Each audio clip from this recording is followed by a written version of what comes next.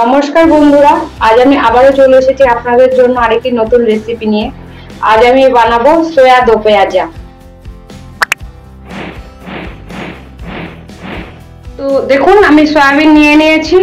সয়াবিনটা এদিকে আমি কড়াইতে জল গরমও বসিয়ে দিয়েছি, সয়াবিনটা দিয়ে দিলাম। এবার সয়াবিনটা আমি সেদ্ধ করে নেব। আপনারা চাইলে গরম জলে ভিজিয়ে রাখতেই পারেন, কিন্তু দিয়ে দেবো সামান্য নুন আর দিয়ে দেবো 1 চামচ ভিনিগার। ভিনিগারটা দিলে কি হবে, সয়াবিনের যে একটা গন্ধ থাকে সেই গন্ধটা কেটে যায়। ভিনিগার দিয়ে একটু সেদ্ধ করে নেবেন, তাহলে দেখবেন সয়াবিনের আর গন্ধটা থাকবে না। তো এটা আমি ফুটিয়ে নেব। তো আমি একটা ঢাকনা দিয়ে ঢেকে দিলাম। আমি 5-7 মিনিট পর চলে এসেছি, দেখে নেব সেদ্ধ হয়েছে কিনা। এটা প্রায় সেদ্ধ হয়ে গেছে, আমি আরেকটু সেদ্ধ করে নেব। দেখুন কিছুক্ষণ পর আমি চলে এসেছি, এবার দেখে নেব এটা পুরোপুরি সেদ্ধ হয়ে গেছে। এটা আমি নামিয়ে রেখে দেব। এটা কিছুক্ষণ ঢাকা থাকবে, তারপরে ঠান্ডা হলে তবে আমি এটা আরেকটু ভালো করে ধুয়ে নেব। তো দেখুন আমি এটা ভালো করে ধুয়ে নিয়ে এসেছি। এবার এগুলো আমি একদম জল ঝরিয়ে চিপে নেব, যাতে এতটুকু জল না থাকে। দেখুন এভাবে একদম চিপে চিপে নেব। আমি সব সয়াবিন গুলো চিপে নিয়েছি। দেখুন কতটা সফট হয়েছে, না ভীষণ সফট হয়। তো এবার এটাকে আমি একটু ম্যারিনেট করব। এবার আমি দিয়ে দেব লেবুর রস। আমি এই আধখানা লেবুর রসই ব্যবহার করছি, কারণ বর্ষার লেবু অনেকটাই রস থাকে।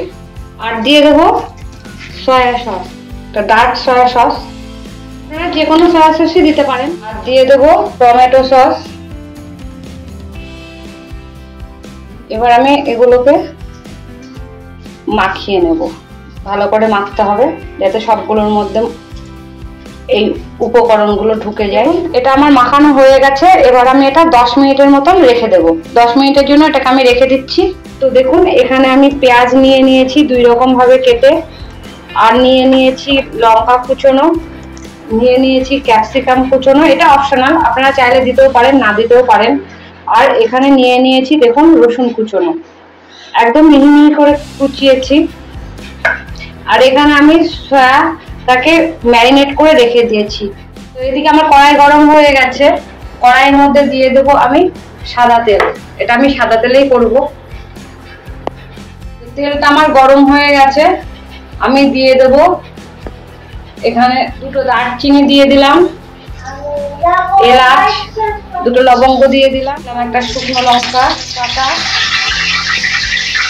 আর দিয়ে দেবো জিরে ফোড়ন। আমি দিয়ে দেবো পেঁয়াজ কুচোনো। দেখুন আমি এখানে 2 রকম ভাবে পেঁয়াজ কুচিয়ে নিয়েছি।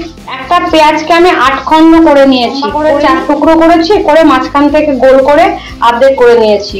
দিয়ে এরকম করে প্রত্যেকটা লেয়ার আমি ছাড়িয়ে নিয়েছি পেঁয়াজের। দেখুন এরকম হয়েছে। খুব ব্রাউন করবো না, জাস্ট একটু কালারটা ফেড হলে আমি এর মধ্যে দিয়ে দেবো কুচি। আমি রসুন কুচি গুলো দিয়ে দিচ্ছি, এটাও একটু নাড়িয়ে নেব। দেখুন এগুলো একটু কালার চেঞ্জ হয়ে গেছে। এবার আমি এর মধ্যে দিয়ে দেবো শিমলা মির্চ গুলো, এটা একটু ভেজে নেব। এর মধ্যে দিয়ে দেবো নুন আর দিয়ে দেবো হলুদ। এবার আমি এটা নাড়িয়ে নেব। আমার নরম হয়ে গেছে। এবার আমি দিয়ে দেবো আদা বাটা, দিয়ে দেবো জিরের গুঁড়ো, দিয়ে দেবো ধনের গুঁড়ো, আর দিয়ে দেবো কাশ্মীরি মির্চ। এটা শুধু রং হওয়ার জন্য। আমি ভালো করে নাড়িয়ে নেব। দেবো কাঁচা লঙ্কা কুচনো। এবার আমি দিয়ে দেবো ফ্যাটানো টক দই। এটা আমার ঘরে পাতা টক দই। টক দই দিয়ে অনবরত নাড়তে থাকবেন, নইলে কি হবে এটা ছানা কেটে যাওয়ার সম্ভাবনা থাকে। দেবো কসুরি মেথি,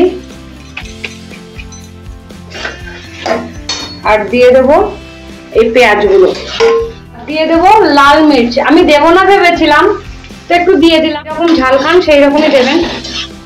দেখুন মশলাটা আমার কষানো হয়ে গেছে, চারিপাশ দিয়ে কেমন তেল ছেড়ে গেছে।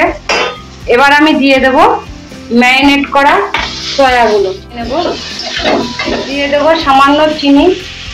চিনিটা দিলে সবকিছুর একটা ব্যালেন্স হয়, ওই জন্য আমি চিনিটা দিলাম, আর এটা টেস্টও বাড়িয়ে দেয়। আমার সয়াটা কষানো হয়ে গেছে। এবার আমি এর মধ্যে দিয়ে দেবো জল। দেখুন আমি এটা জল দিয়ে দিয়েছি। এবার এটা আমি ফুটতে সময় দেবো। এটা ফুটতে লেগেছে, এবার আমি এটা ঢাকা দিয়ে দেবো।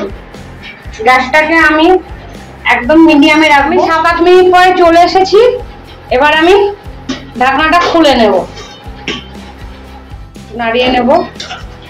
আমার ঘরে ধনেপাতা নেই, ওই জন্য আমি ধনেপাতা দিতে পারলাম না। আমরা গ্রামে বাস করি তো, সবসময় ধনেপাতা পাওয়া যায় না বাজারে। আপনারা এই স্টেজে একটু ধনেপাতা দিয়ে দিবেন, তাহলে টেস্টটাও খুব ভালো হবে। এবার আমি দিয়ে দেবো গরম মশলা। এখানে 1 চামচ মতন গরম মশলা দিয়ে দিলাম। ঘি, ঘিটা জমাট বেঁধে আছে, হাতে করে দিতে হবে। ঘি দিয়ে দিলাম, নাড়িয়ে নেব। কালারটাও খুব সুন্দর এসেছে, এটা খেতেও খুব সুন্দর হবে। আমি যেভাবে বানালাম সেভাবে একবার বানাবেন, দেখবেন এটা খেতে সত্যি খুব ভালো লাগে। এটা ভাত, রুটি, লুচি, পরোটা যা দিয়েই খাবেন না কেন খুব ভালো যায়। আমার হয়ে গেছে, এবার আমি এটা সার্ভ করব। যেটুকু গ্রেভি আছে এটা ঠান্ডা হলে কিন্তু এই গ্রেভিটুকুও থাকবে না। যখন আপনারা খাবেন তখন এই গ্রেভিটুকুও থাকবে না, এটা ঠান্ডা হলে গ্রেভিটুকু সমস্ত চলে যাবে। এবার এটা নামিয়ে নেব। একটা পাত্র নিয়ে নিয়েছি, পাত্রের মধ্যে আমি ঢেলে দেব। দেখুন এই কালারটা কি সুন্দর হয়েছে, দেখতেও সুন্দর হয়েছে আর এটা খেতেও সুন্দর লাগে। আপনাদের কাছে আমার আবারও অনুরোধ রইল যে আপনারা এই রেসিপিটা অন্তত একবার বানান আর বাড়ির সবাইকে এটা পরিবেশন করুন। আপনার বাড়ির বাচ্চা থেকে বয়স্ক সকলেই এই রেসিপিটা খুব পছন্দ করবে আর আপনাকে বারবার অনুরোধ করবে এই রেসিপিটা বানানোর জন্য। তো ভিডিওটা এতক্ষণ দেখার জন্য অনেক ধন্যবাদ। ভিডিওটাকে অনেক অনেক করে লাইক করুন, শেয়ার করুন আর এই চ্যানেলটিকে সাবস্ক্রাইব করে রাখুন, যাতে আগামী ভিডিওগুলো আপনারা খুব সহজে আর তাড়াতাড়ি পেয়ে যান।